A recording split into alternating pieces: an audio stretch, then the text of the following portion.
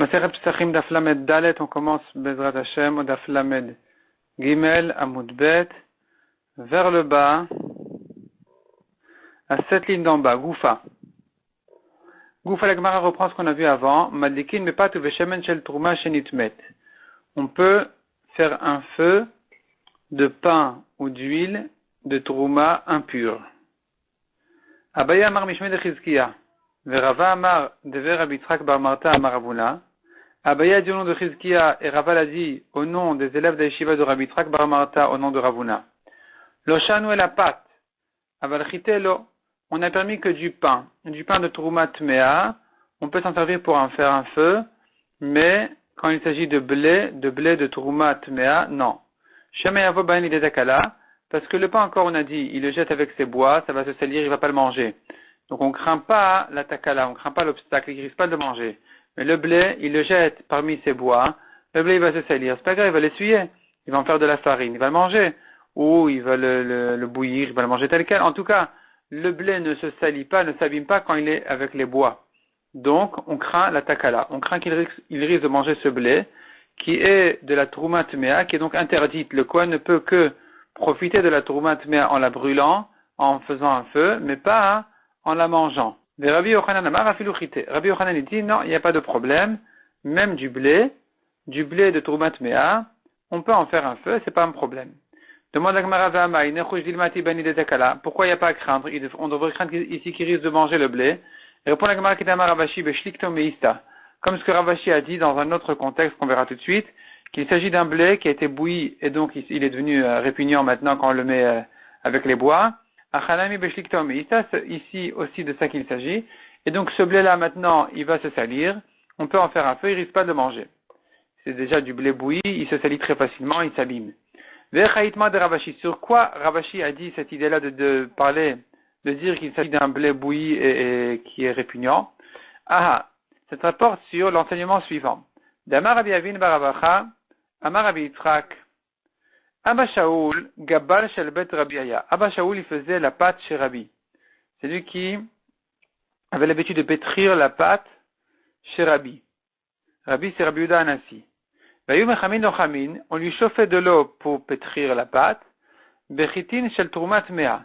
Avec du blé de Troumat Mea, on prenait du blé de Troumat Mea, de Trouma impur. Ce blé-là, on en faisait un feu, on le brûlait, et sur le feu, on chauffait de l'eau. Cette eau-là lui servait à pétrir la pâte. La louche ben issa betahara, pour pétrir de la pâte, betahara, la pâte sera pure. Amaï. Pourquoi est-ce que Rabbi permettait de faire une chose pareille? Pourquoi est-ce que Abba Shaoul permettait de faire une chose pareille? Nechush Dilma, on devrait craindre ici aussi que peut-être Atibol de Takala, il risque de manger de ce blé-là qui est en train de brûler en fait. Et il y en a un qui a sauté à côté, il va le manger. Il va le manger alors que c'est de la Troumat Mea. À Maravashi, c'est là-dessus que Ravashi a donné sa réponse. Beshlikto Meista. Il s'agit que le blé a déjà été bouilli, il est déjà répugnant, il risque pas de le manger. Donc, il n'y a rien à craindre. Dans ce cas-là, on a le droit d'en faire un feu, même quand c'est de la Troumat Mea, on ne risque pas de le manger. Abaye Baravin, Rav Hanania Baravin. Donc, les deux fils de Rabbi Avin, qui étaient Abaye et Rav Hanania Baravin, Tanu Trumot Beraba. Ils étudiaient Materet Trumot chez Rabba. Paga Beoraba Barmatna, il les a rencontrés Rava Barmatna. Amar il leur a demandé, Mayam Ritu Betrumot Devemar, qu'est-ce que vous avez appris dans Masechet Trumot que vous avez étudié chez notre maître Rabba? Amoureux au Maïka Shialach. Ils lui ont dit, et quelle est la question? Tu as une question sur Trumot? Amar il leur a répondu, il leur a dit, oui, effectivement, j'ai un problème sur Masechet Trumot. Nous avons une Mishnah dans Masechet Trumot qui dit, Shtilet Trumot Shinitmeu ou Shtalan. Quelqu'un qui a pris de la Trouma, il a planté. Donc c'était déjà la Trouma, comme par exemple du chou de Trouma, et c'était tamé, c'était de la Trouma tmea, et ce qu'il a fait, c'est, au lieu de brûler, il a planté, il a remis dans la terre, théorim il est tamé. La Touma a sauté, donc ça ne va plus rendre tamé, mais cependant va sourin miléchol. Il est encore interdit de consommer cette Trouma-là. Ma question elle est, leur a dit Rava Barmatna, à ces deux chachamim qui étudiaient chez Rabba, Masechet Trumot, il leur a demandé si tu me dis que la touma a sauté de cette touma-là, c'est tahor, alors pour quelle raison s'interdit de le manger? On devrait permettre au Kohanim de consommer cette touma. Amrou le Achi Amaraba, ils lui ont répondu, donc Abaye Baravin et Rav Hanan Baravin ont répondu à Rava Bar Matna, ainsi a dit Rabba sur cette Mishnah, Maï Asurin les Zarim. Qu'est-ce que veut dire la Mishnah que ce qui a été planté est interdit? Une fois que la Touma a sauté, ça veut dire que c'est interdit aux étrangers qui ne sont pas Kohen. Et pour les Kohanim, effectivement, c'est Tahor, et donc c'est permis aussi. Demande la Gemara au Maï Kamash Malan, quel est le chidouche ici? Gidulet Trouma, que ce qui a poussé de la Trouma reste Trouma. Tanina, on l'a déjà enseigné. Gidulet Trouma, on sait déjà que ce qui pousse de la Trouma reste Trouma. Donc ici, quand il a mis dans la terre, même si la Touma a sauté, je sais bien que c'est interdit aux Israélim, aux étrangers qui ne sont pas Kohanim, parce que ce qui a poussé, non seulement ce qui était déjà Trouma est resté Trouma, mais même les feuilles qui ont poussé davantage, qui ont grandi, eh bien, elles sont si Trouma. Le chitema gidule gidulin, si tu veux me dire que non, ici on est venu dire encore un chidouche de plus. Non seulement les feuilles qui ont grandi, ce qui a grandi devient Trouma, mais même les nouvelles feuilles qui ont poussé maintenant dans la terre, de ce chou par exemple, elles aussi, ces nouvelles feuilles qui s'appellent gidule gidulin, ce qui a poussé de plus que ce qui a poussé, ça s'appelle aussi Trouma. Ou maï kamash malan. Et quel est le chidouche? C'est justement de nous dire que d'abord chez Enzaro Kaleh, que quelque chose dont ce qui est mis dans la terre ne se détruit pas, c'est pas comme une graine que je sème dans la terre et elle va se décomposer pour faire pousser ensuite une nouvelle tige. Ici, c'est pas la même chose. Le chou, je le mets dans la terre et il va grandir davantage. Donc, quelque chose pareil, la trouma ne disparaît pas. Elle reste non seulement sur ce qui a été mis dans la terre, qui était déjà trouma, mais même ce qui a poussé de plus, et même les nouvelles feuilles, elles aussi sont trouma. Si c'est ça le chidouche de Mandagmara, Hanami Tanina, ça aussi on l'a déjà appris. À Tevel, on l'a dit, c'est à propos du Tevel. Donc Tevel, ce sont des fruits qui n'ont pas encore été prélevés. Non seulement qui n'ont pas encore été prélevés, mais mieux que ça encore, ce sont des fruits ou de la récolte qui arrivaient à une étape où on était déjà obligé de prélever. Il y a eu déjà Gmar Melacha, on l'a déjà mis en tas, cette récolte. À partir de ce moment-là, on est obligé de faire le prélèvement avant de manger. Et voilà qu'au lieu de faire le prélèvement, il a remis ce blé-là dans la terre. Il l'a semé dans la terre. À Tevel, donc ce Tevel en question, Gidulav Mutarin, ce qui pousse est permis. Est permis, c'est-à-dire que tant qu'il n'aura pas fait le Gmar Melacha de cette nouvelle récolte, elle sera permise. Elle sera permise, on pourra en manger de manière temporaire, à rail, pas s'installer, manger, mais donner à sa bête, par exemple, ça sera permis. On ne dira pas, c'est déjà Tevel. Et c'est donc déjà interdit même de cette manière-là. Non, on dira, on est revenu en arrière. On est revenu en arrière comme si on n'avait jamais fait ici de Gmar Melacha, comme si ça n'avait jamais été mis en tas. Et donc, ce qui a poussé maintenant est permis dans les conditions, on permet de manger, de consommer ces choses-là sans prélèvement. Mais d'abord, je les ai recalés. À condition que les graines soient des graines qui se décomposent. Aval vedevar shen zarokale, mais si ce qu'il a mis dans la terre, les graines qu'il a mis dans la terre, ce ne sont pas des graines qui se décomposent, c'est quelque chose qui reste et qui grandit et qui pousse davantage, comme par exemple certains légumes, afil le guidulin asurine, même ce qui va pousser de ce qui va pousser est interdit. Asurine bachila sont interdits. Donc ici aussi, je sais bien qu'à propos de la trouma, si c'est d'avar chez Enzarokale, comme on a dit, ce sont des choux, des trucs comme ça. Donc ici, tout ce qui poussait de là restera trouma et c'est interdit aux étrangers. Donc quel est le chidouche ici? Qu'est-ce que Rabat vient nous expliquer ici? Qu'il s'agit d'un cas pareil, que le chidouche il vient nous dire justement que les guidulim sont permis, et sont interdits, sont trouma. On le sait déjà. Ishtiku, ils se sont tus. Donc Abaye Baravin et son frère, qui était Rav Hanania Baravin, se sont tus, ne savaient pas quoi répondre à cette objection. Amroulé, ils lui ont dit, Midi Shmi al-Arbeha, est-ce que toi-même tu as entendu une explication sur cette Mishnah-là? Amar Lewachi Amar Rav Sheshet. J'ai une autre explication sur cette Mishnah, autre que celle de Rabat. Ainsi a dit Rav Sheshet, Maya Asurin et Kohanim. Quand on dit ici que ce qui a poussé est interdit, ce qui a poussé de cette Roumat Mea est interdit, c'est pas que c'est interdit aux étrangers, c'est interdit même aux Kohanim. Pourquoi c'est interdit aux Kohanim? Pourtant, on a dit que la Touma a sauté déjà, donc c'est Tahor. Si c'est Tahor, pourquoi les Kohanim ne peuvent pas manger? O'il veifsil le obesechadat. La raison elle est parce que il y a eu ici un esechadat, il a été distrait. Au lieu de surveiller la trouma sans arrêt, la trouma doit être surveillée tout le temps. Il faut toujours qu'il sache que la trouma n'a pas touché de la touma. Or ici, cette trouma-là, elle était tméa. Donc quand il l'a remise dans la terre, en fait, il ne l'a pas surveillée entre-temps, parce que de toute façon, dans sa tête, c'était tamé. Il y a un problème ici de esechadat. Esechadat, ça veut dire qu'il était distrait, il n'a pas fait attention de surveiller sa trouma entre-temps. Et donc c'est un psoul qui fait que même les kohanim ne peuvent pas manger. La Gemara a du mal à comprendre cette réponse-là. Je comprends selon celui qui dit que s'il était distrait, qu'il n'a pas surveillé, donc ce esechadat est un psoul. C'est un vrai psoul en soi. Psoul agouf, c'est un vrai psoul en soi, c'est-à-dire cette trouma, elle est devenue une trouma psoula. Alors je comprends effectivement que même si la touma a sauté, j'ai un autre problème qui s'appelle esechadat, qui rend la trouma psoula. Ce problème n'a pas été résolu en la mettant, en la replantant, en la remettant dans la terre. Donc, elle est interdite au kohanim. Et là, les mandamar et sechadat, psoul touma ave. Mais selon celui qui pense que sechadat c'est un psoul de touma, je crains que, quand il n'a pas surveillé, quand il était un peu distrait, il y a de la touma qui a touché cette trouma, maïka le mémar, qu'est-ce que tu vas répondre ici? Si déjà, la première touma qui était une touma évidente, elle a sauté quand on s'est rentré dans la terre, quand on a replanté ce chou, alors la touma, le sfek touma, la touma dans le doute de ce esechadat où il n'a pas surveillé, où tu te demandes, mais peut-être qu'entre-temps ça a touché de la touma, évidemment que ça aussi, ce problème-là a été résolu dès que ça a été planté.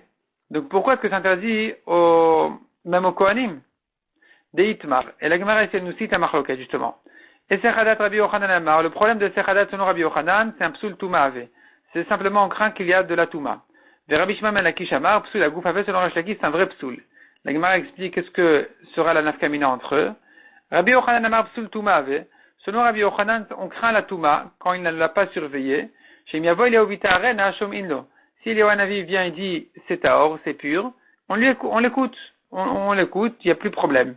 Rabbi Shimon ben Lakish Omer psoul agouf ave. Lui, Resh Lakish, il pense que non, le sechadat est un psoul en soi. Chez Miavo, il est au vitaren à Shom Inlo. Même si Léo vient dire que c'est taor, on n'écoute pas parce que c'est taor, ben bravo, mais il y a un autre problème ici qui s'appelle le sechadat. Le fait en soi de ne pas l'avoir surveillé est déjà un problème, est déjà un psoul, même si c'est resté taor. Donc, voilà ici les marloquettes. La Gemara dit que la réponse qu'on avait donnée de dire que le sechadat, depuis le moment où c'est devenu tamé, jusqu'au moment où il a replanté, est un psoul qui fait qui reste malgré que ça a été planté, ça ne sera compris que selon Resh Lakish. Mais selon Rabbi Yochanan qui dit que c'est un problème de Touma, la Touma a sauté, et évidemment que la Touma du sechadat, donc ce sfek Touma là, cette Touma dans le doute du sechadat qu'on craint, évidemment qu'elle aussi a sauté. Et il est Rabbi Yochanan et Rabbi Shimon ben Lakish. Rabbi Yochanan est venu objecter Resh Lakish d'une braïta qui dit Rabbi Shmuel ben Osh el Rabbi Yochanan ben Broka Omer Lul katan aya ben kevesh la misbeach ben maravosh el kevesh. Il y avait un petit trou à l'ouest de la pente du misbeach, Lul katan, un petit trou, ben kevesh la misbeach, entre la pente du misbeach et le misbeach lui-même, ben maravosh el kevesh à l'ouest de la pente du misbeach. Donc à l'ouest, mais proche du misbeach lui-même. Vers la fin de la pente. Ce trou-là était par terre. Apparemment par terre. Peut-être que c'était dans le kevesh lui-même. Rachid dit non, c'était par terre. Chez Shamayou Zorkin, psoulé khatat off. Là-bas on jetait les volailles de khatat qui avaient un problème de psoul. On ne pouvait pas les sacrifier au feu du misbeach. Il fallait les jeter. Où est-ce qu'on les jetait? On les jetait là-bas. Dans ce trou-là, au sol de la Hazara. La Hazara, c'est la cour du Beth Amikdash. Ou Teubar Tsuratan, Viotin et Betasrefa. On attend que la nuit passe, et à ce moment-là, ça devient Pasoul Belina, des Kodashim sur lesquels la nuit est passée, ils sont Psoulim. Après ça, on n'a plus de problème, on peut le brûler tel quel. Avant que la nuit ne passe, on ne peut pas les brûler, parce que c'est pas respectueux vis-à-vis d'un korban, d'une kdusha, d'un khatat ha'of, d'une volaille de khatat. Une fois que la nuit est passée, de toute façon, c'est devenu tamé, pas tamé, c'est devenu pasoul belina, la nuit est passée, ça l'a rendu pasoul. À partir de ce moment-là, il n'y a plus de problème de le brûler tel quel. La Gemara ne comprend pas ce qui se passe ici. De quel psoul il s'agit? On a dit la volaille de khatat qui a eu un psoul. Quel est le genre de psoul que a eu cette volaille de khatat? Iemrat bishlama psul tumav. Donc déjà la Gemara sous-entend que c'est évident que le problème c'est un psul de Esechadat. Rachid explique qu'on n'a pas d'autre psul ici à expliquer, à comprendre, parce que si c'est un vrai psul, eh bien on peut la brûler immédiatement. S'il faut attendre la nuit, c'est que c'est pas un vrai psoul, c'est pas un psoul évident. C'est un psoul de quoi? Donc de Seradat, il a été distrait, il ne l'a pas surveillé. S'il n'a pas surveillé son khatat à off, sa volaille de khatat, eh bien il a un problème, il ne peut plus la sacrifier. D'autre part, il ne peut pas encore la brûler telle qu'elle parce que peut-être que, bon, on verra tout de suite. La Gemara va expliquer pourquoi. Donc il faut attendre la nuit. Il faut attendre la nuit. Et la Gemara elle explique maintenant comme ça. Iamrat bishlama psoul touma, ça va bien si tu dis que le problème de Sechadat est un psoul de touma. Mishuma chibaibur tsura. C'est pour cela qu'il faut attendre que la nuit passe. Shema yavo Eliaou vita arena. Peut-être qu'Eliaou va venir dire que c'est tort, pourquoi tu as brûlé? Donc là au moins j'attends la nuit. Entre-temps, Eliaou est venu, tant mieux.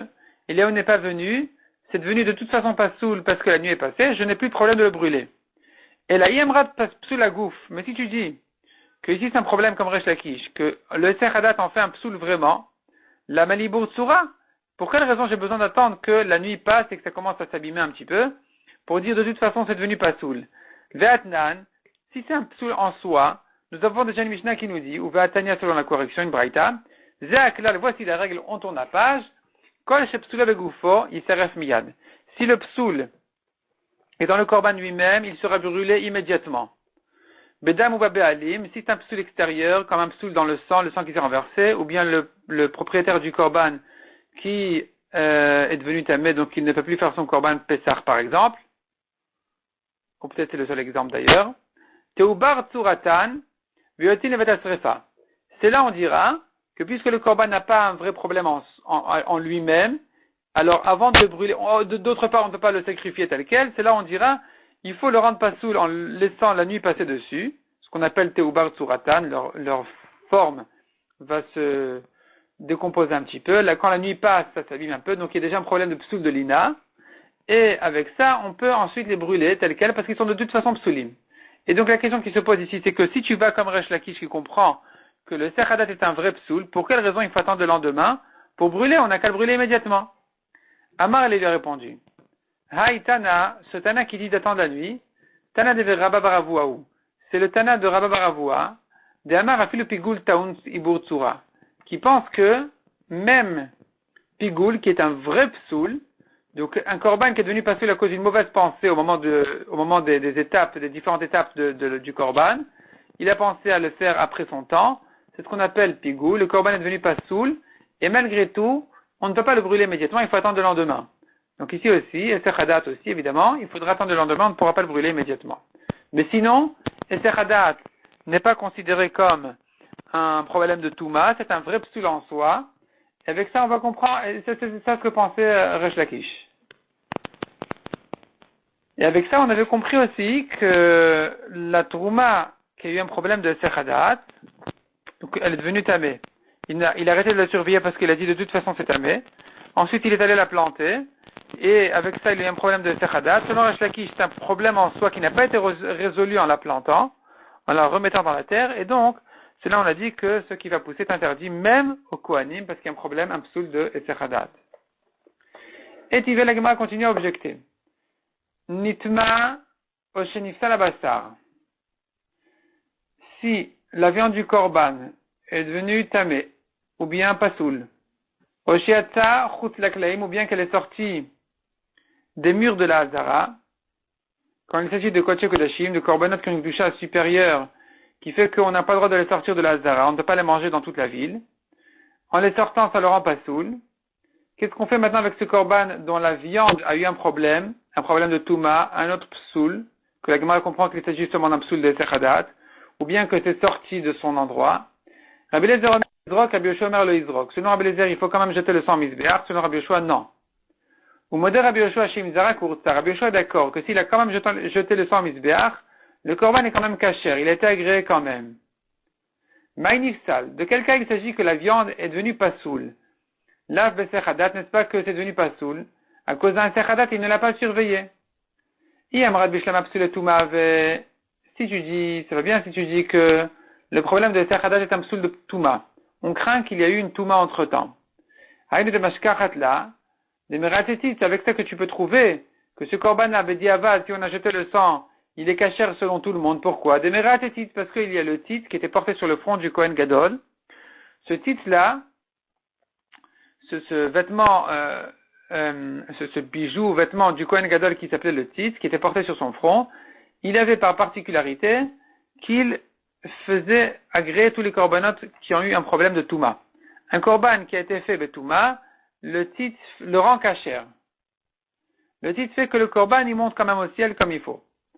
Et donc je comprends que s'il y a eu un problème de sechadat, la viande psoula, la Gemara comprend psoula be sechadat, si Bediavad il a quand même fait le korban, il a jeté le sang misbéach, selon tout le monde c'est cachère. Pourquoi? Parce que tout le problème ici n'était qu'un problème de Touma, et donc le titre vient résoudre les problèmes de Touma. Donc ça va bien selon Rabbi Yochanan qui dit que le sechadat est un problème de Touma. Et la Yam Rav Psoul Agouf avait, mais selon Resh Lakish qui dit que le sechadat est un vrai psoul en soi, un psoul dans le korban lui-même, Amayurta, qu'est-ce qui a fait ici que le korban soit kasher bediavad si on a jeté le sang alors qu'il y a eu un problème de sechadat? Répond la Gemara Manifsal, Nifsal Betvulium. Que veut dire que le korban est devenu pasoul? Il est devenu pasoul par quelqu'un qui n'a pas terminé sa purification. Il s'est trempé au mikvé aujourd'hui, il n'a pas attendu encore la nuit et il a touché ce korban. C'est là où je dis que vient le titre et que s'il a jeté le sang misbéach, selon tout le monde c'est cachère, parce que ici on a le titre qui vient résoudre ce genre de problème. Yachiaïnuta me demande Agmara, si c'est comme ça, on a déjà cité le problème de Touma, pourquoi me donner encore un nouvel exemple d'un tvoulium qu'il a touché? Répond Agmara, très gavne tamé, il y a deux types de tamé, il y a un tamé qui est vraiment tamé avant de se tremper au mikvé, il y a le tvoulium qui s'est déjà trempé au mikvé mais qui n'a pas attendu la nuit. Dans ces deux cas-là, on dit que le korban machaloket, il faut a priori jeter le sang misbéach, mais bediavad, selon tout le monde, le korban est cachère. Pourquoi? Parce que ce n'est qu'un problème de Touma qui est résolu par le titre. Bediavad, c'est cachère. Qui s'allie Ravin? Lorsque Ravin est monté de Bavel en Eretz Israël, Amara le Shmate Kamed Rabbi Yirmiyah. Il a raconté tout cet enseignement-là devant Rabbi Yirmiyah en Eretz Israël. Donc tout ce qu'on avait expliqué, que la Touma qui était plantée, la Touma a sauté, la Touma Tmea qui a été plantée, la Touma a sauté, mais il est resté un problème de Sechadat, qui fait que la Touma est restée psoula, et donc les Kohanim ne peuvent pas manger. Rabbi Yirmiyah n'était pas content du tout de cette explication. Véamar, il a dit dessus, Bavla et Ipshae, les Babyloniens bêtes, Mishum de Yat Vebe'ar de Chashocha, est-ce que c'est parce qu'ils habitent dans un pays obscur? Amritun Shmateta de Michashre, c'est pour ça qu'il dit des enseignements obscurs. Loshmia lechou adam de Rabbi Shimon ben Lakish, Mishmed Rabbi Oshaya, est-ce que vous n'avez pas entendu ce qu'a dit Resh Lakish au nom de Rabbi Oshaya? Et il a dit une halakha spéciale qui va nous éclaircir ici toute l'histoire. Il a dit que Mehachag Shenitmeu, les eaux de la fête, l'eau des offrandes qu'on fait pendant Sukkot, il y a Nisou Hamayim à faire pendant Sukkot, qui est une offrande d'eau qu'on verse sur le Mizbeach. Si cette eau-là est devenue tamée, Shenitmeu, elle s'est devenue tamée, et il voulait purifier de l'eau. Comment on fait pour purifier de l'eau? On trempe l'eau au mikvé. Ça paraît un petit peu marrant, mais c'est quand même vrai. Qu'est-ce qu'on fait pour purifier de l'eau tamée?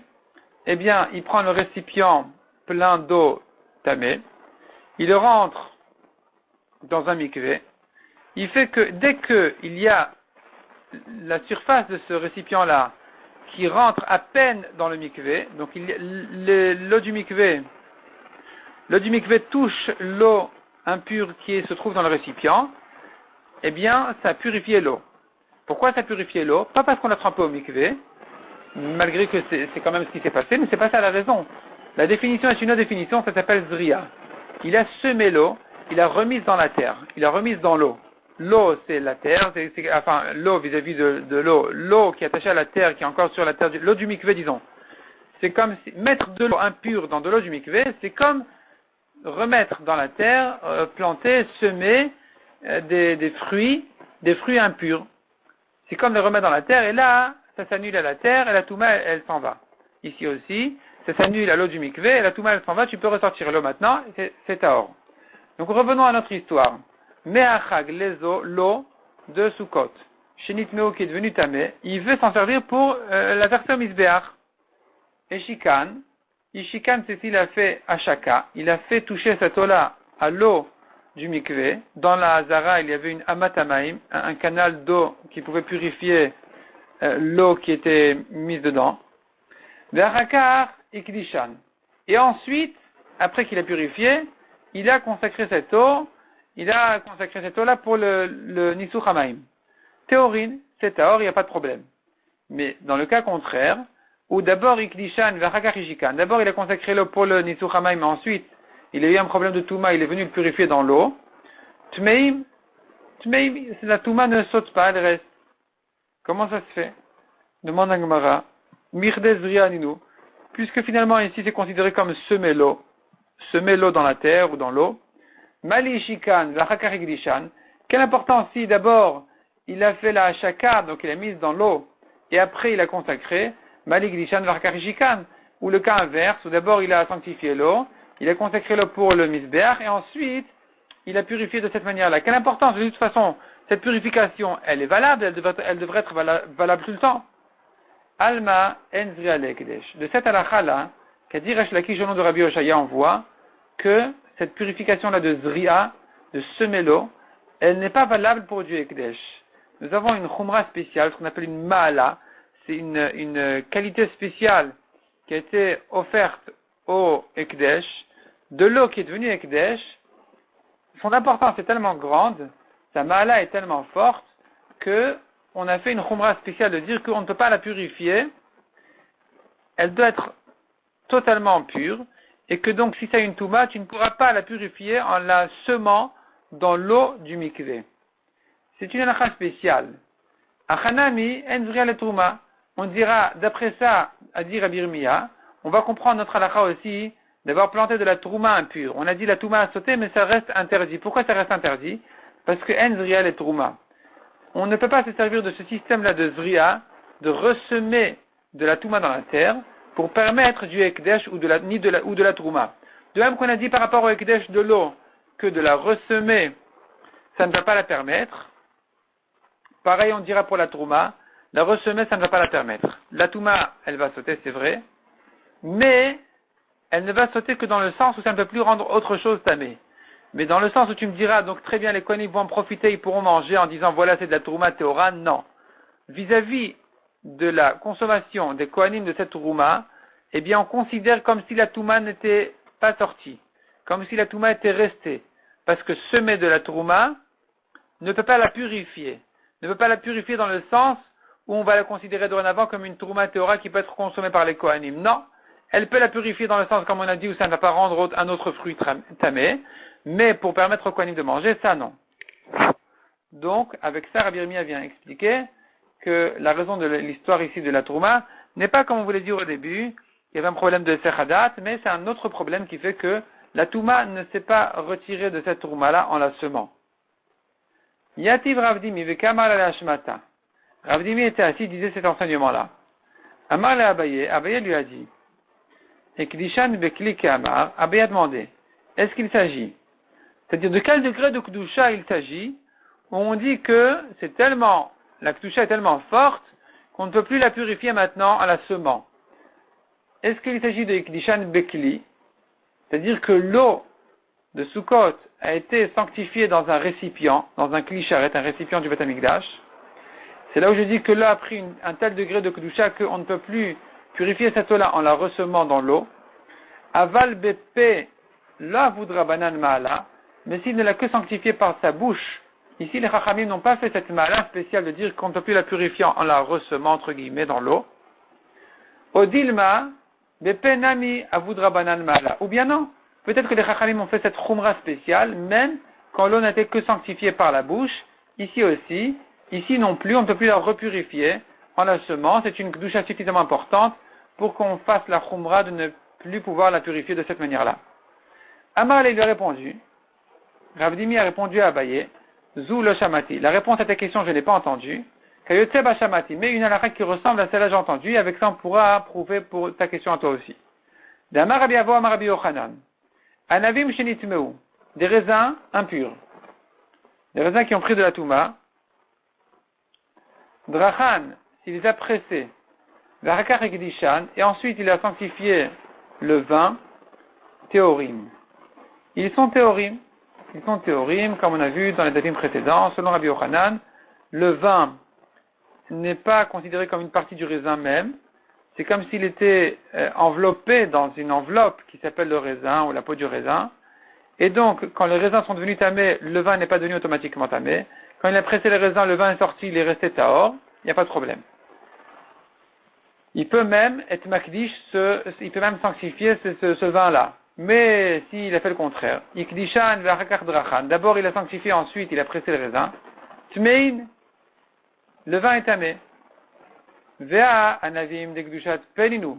Or ici, on ne comprend pas parce que les raisins, leur kdusha ne peut être qu'une kdusha par la bouche.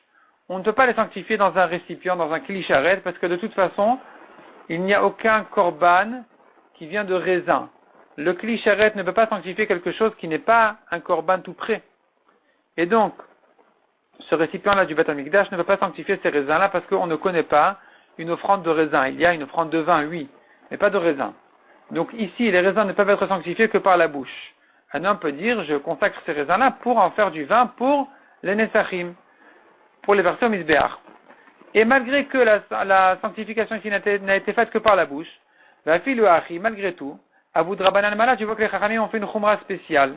Donc ici on voit, ils ont fait une khumra spéciale de dire que c'est terminé, on ne peut plus les presser maintenant en disant le vin qui va en sortir sera tahor. Non, cette halakha spéciale, cette coup-là, elle ne peut se dire que si ce n'est pas kadosh. Mais dès que ça a été kadosh, dès que c'était sanctifié, ces raisins-là, on ne pourra plus s'amuser à les presser et ensuite à dire voilà le vin est tahor.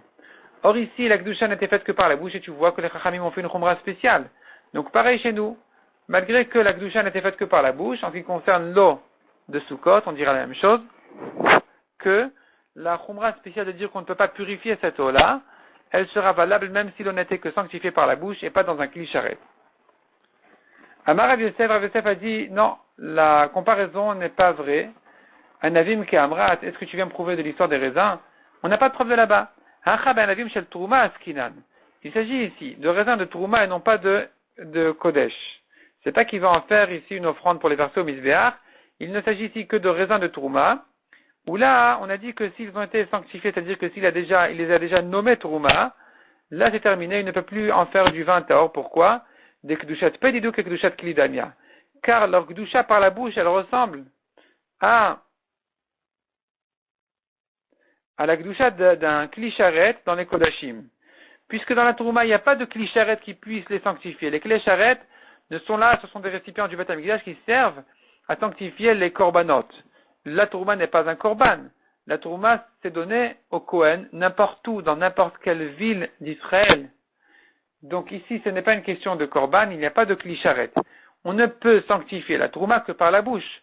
Ici, évidemment, la Khumra sera dite, la Khumra sera valable, même dans le cas où la Kedusha n'est venue que par la bouche. Donc dès qu'il a prélevé, il a nommé ces raisins-là Trouma, dorénavant, il ne peut plus en faire du vin tahor. Tandis que, à propos de l'eau, Avalhanem et les eaux, l'eau de Sukkot, des Baekli, où il faut ici, en fait, par la suite, il faudra les sanctifier dans un Klisharet, alors Bépé, l'eau voudra Banan Ma'ala. Peut-être que dans ce cas-là, quand il ne les a sanctifiés que par la bouche, on n'a pas encore de khumra spécial à leur donner. Parce qu'ils ne sont pas arrivés encore au but, au degré de Kedusha qui doivent arriver. Ils peuvent arriver plus loin, ils peuvent arriver encore à une Kedusha de Klisharet. Donc ici, peut-être que quand ça n'a été que sanctifié par la bouche, on n'a pas de preuve que déjà on leur donnera cette khumra spéciale. Demande la Gemara. Drachan va faire le tuva. On a dit il les a pressés. S'il a pressé les raisins impurs, le vin qui va sortir sera pur. Et on a dit, bon, à condition que c'était pas encore Ekdesh. D'accord. Mais est-ce que c'est possible une chose pareille? Drachan, il les a pressés, va faire le tuva même s'il y en avait beaucoup. Ou miyama Rabbi Yochanan, est-ce que Rabbi Yochanan pense comme ça? V'ama Rabbi Yochanan. Or, on a vu dans les dapim précédents, Rabbi Yochanan avait dit, dans le daf, la Med Gimel, Rabbi Yochanan avait dit, Anavim shenitmeu, dorchan, pachot mikabetza. Des raisins impurs, il peut les presser moins d'un kabetza. Et là, la quantité de raisin qui fait moins que la quantité d'un œuf, elle ne pourra pas rendre tamé le jus qui va en sortir.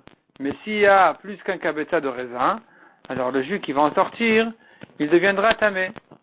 Donc, comment comprendre ici que, apparemment, même des quantités de raisin, il est presque, le vin sera tort.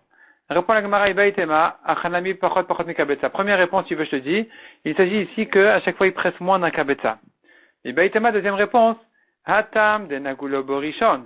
Là-bas, il s'agit que les raisins ont touché un Rishon la Touma. Quand les raisins ont touché un premier descendant de la Touma, de Avuleo Inu Sheni, eux-mêmes deviennent Sheni la Touma, ils sont seconds pour la Touma, et donc, ils risquent de rendre tamé encore un autre degré, donc le jus. C'est pour ça qu'il faut qu'il fasse moins qu'un kabetza. Tandis que Achadenaguba Sheni, ici les raisins eux-mêmes ont touché que le Sheni de Touma, le deuxième degré de Touma, Davula Shlishi, donc les raisins ne sont ici plus que troisième descendant de Touma, et là, on n'a plus rien à craindre. Le jus qui va en sortir, de toute façon, il sera tort. Même s'il y a une grande quantité de raisins, le jus qui va en sortir sera tort. Amar Rava Afanan Mitanina. Rava continue à prouver ce qu'on a vu, l'idée qu'on a vue, que les Chachamim ont fait une khumra spéciale dans les Kodashim, même si ça n'était que sanctifié par la bouche. Venatan ala vaim chaim al-keli. D'où vient la preuve? D'une braïta qui dit, sur le pasuk qui a dit, à propos de la vache rousse, il mettra, Venatan ala, il mettra sur lui, donc sur les cendres de la vache rousse, maim chaim al-keli, de l'eau de source dans le récipient. Chez Ter Riutan Bekli, on apprend de ce pasuk qu'il faut que l'eau vienne directement, l'eau de source, donc vivante, vienne directement dans le récipient. Tu entends de là qu'on ne peut pas verser d'un récipient à un autre. On ne peut pas puiser avec un premier récipient, verser dans un deuxième dans lequel se trouve la cendre. Venatan, mais du mot Venatan, il mettra de l'eau dans le récipient. On comprend de là que c'est pas qu'il est en train de puiser l'eau directement dans le récipient où la cendre se trouvera. C'est que non, il puise de l'eau d'abord, et ensuite il met cette eau-là, Venatan alav, il met cette eau puisée déjà dans le récipient de la cendre de la vache rousse. Alma, Tlushininu. Donc on voit que c'est l'eau qui a déjà été puisée. Ve'amechubarininu. Or on vient de dire du passage que non, il faut que ce soit de l'eau qui est encore, qui n'a pas encore été puisée, de l'eau qui est encore attachée, disons, à la source. Et la ma'ala. Donc tu dois comprendre que ce n'est qu'une khumra de chachamim de dire qu'il faut puiser directement. Il ne faut pas prendre de l'eau puisée déjà, mais il faut que l'eau vienne directement dans le premier récipient, dans le récipient où se trouvent les cendres de la vache rousse. Ce n'est qu'une khumra midrabanan spéciale, et on l'a appuyé sur ce pasuk, mais c'est pas minatora.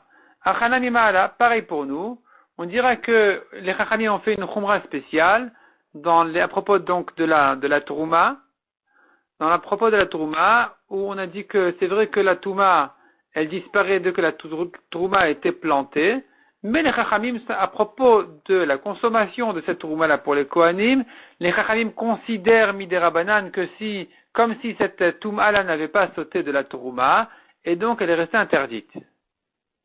Amar Rav Shimi Barashi Afalan Mitalina, encore une preuve que les chachamim ont fait une khumra spéciale dans les kodashim, car on voit dans la halakha qui dit Taval ve'ala, on a enseigné que s'il s'est trempé au mikvé, il est remonté du mikvé, au chal le maaser, il peut immédiatement manger du maaser sheni. Et eriv shimsho, dès que le soir arrive, la nuit tombe, au chal be'tourma, il peut manger de la tourma. Be'tourma in be'kodashim lo, il ne peut manger que de la tourma, mais pas des kodashim. De la tourma, oui, mais pas des korbanot. Il faut attendre le lendemain où il a encore ses korbanot à sacrifier pour terminer sa purification. Amaï, pour quelle raison c'est un problème? Tort ou on devrait le considérer déjà comme tort dès que la nuit est tombée après qu'il s'est trempé au mikvé? Et la ma'ala, donc tu vois que ici la Torah a fait une khumra spéciale de ne terminer sa purification que le lendemain au moment où il fait ses korbanot. Ici, cette fois-ci, c'est pas midrabanan, c'est minatora. Achina mima'ala, pareil ici, c'est une khumra spéciale que les chachamim ont dit que la tourma qui a été plantée, eh bien, son problème de touma, vis-à-vis de sa consommation par les kohanim, n'a pas disparu. Cette touma-là, elle est restée, donc la tourma, elle reste interdite aux kohanim, malgré que elle a perdu sa touma dans le sens où elle ne peut pas rendre autre chose tamé. Amaravashi afanane metanina. Encore une preuve de plus qu'on fait une khumra spéciale dans les kodashim. Ve'abassar.